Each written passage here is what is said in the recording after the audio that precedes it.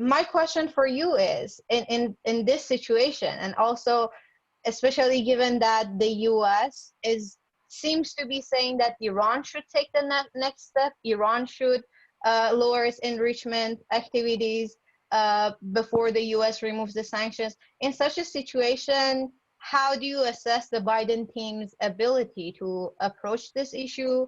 And what advice do you have for them given the current conditions? Thank you. Thank you so much for that question. I think there is a degree of impreciseness right now in some of the public statements. They're not explicitly, I mean, the way they come across is exactly the way you interpret it. It sounds as if Iran has to take the first step.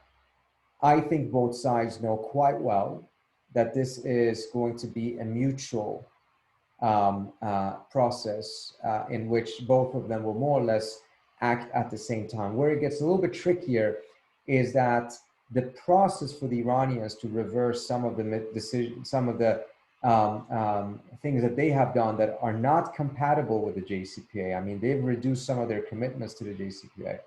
Is a relatively easy process. It can be reversed fast. It won't take much time. The process of lifting sanctions that Trump has imposed is a different story. The US is actually not quite good at lifting sanctions in the first place. And we saw that in the last round of the JCPOA, that the sanctions relief process is actually not working very well. In addition to that, Trump also imposed a whole set of new sanctions. Sanctions that were not a reimposition of sanctions. And many of those were imposed on grounds that were not related to the nuclear issue, deliberately in order to make sure that the US would not be obligated to lift them if there was a JCPOA return. Most likely, the US will have to lift those sanctions as well, and most likely the US will agree to do at least most of those.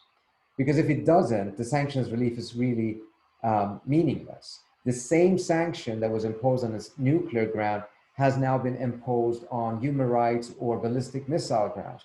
Well, if you lift it on the nuclear grounds, it doesn't matter because they still exist. So the Iranians are not getting any economic benefit.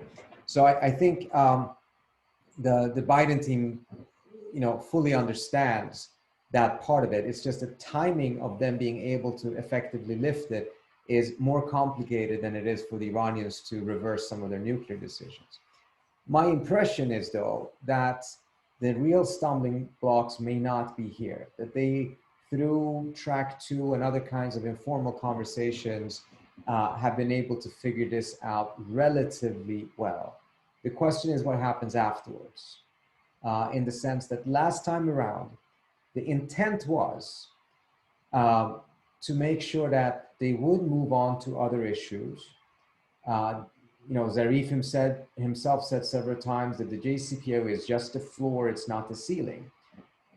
The question was, of course, that the Iranians did not want to move fast because they wanted to make sure that the US was implementing its end of the bargain first, and that it was proving itself to be trustworthy before the Iranians were willing to go to other issues.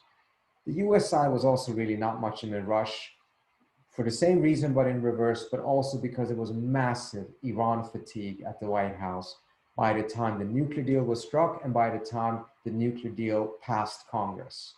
And there were so many issues that had been neglected, and there was just an eagerness to go and attend to those issues rather than to then take it to the next level.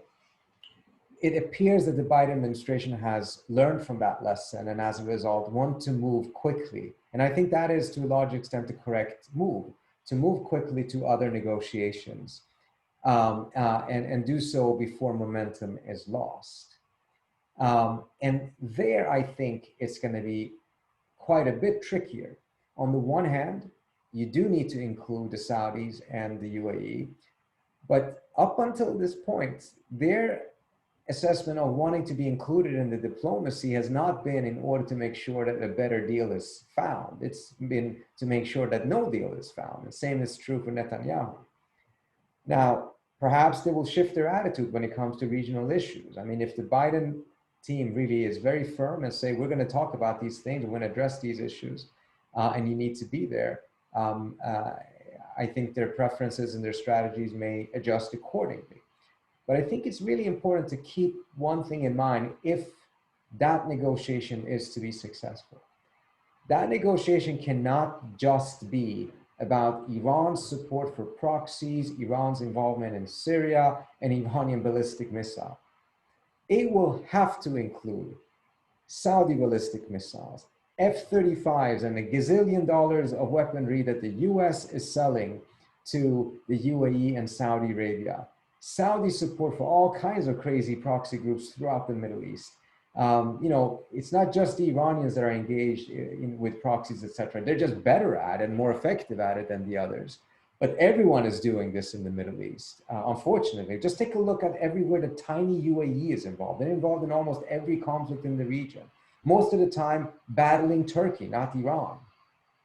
So there's a lot of other things that need to be on the agenda, and it's not clear to me to what extent some of these countries are actually willing to bargain on those issues. And it's also very unclear to me if the United States is ready and willing, it should be, but is it ready and willing to stop selling billions of dollars of weaponry to these countries in the Persian Gulf? That may actually prove to be the biggest stumbling block in such a negotiation.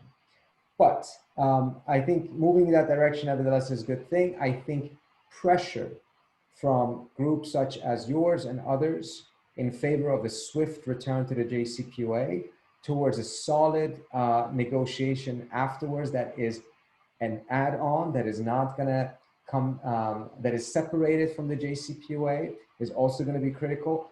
And a lot of that involvement has to be in Congress, because some of the challenges to successes in these areas is going to be in Congress, particularly in the Senate if the Republicans retain control over the Senate.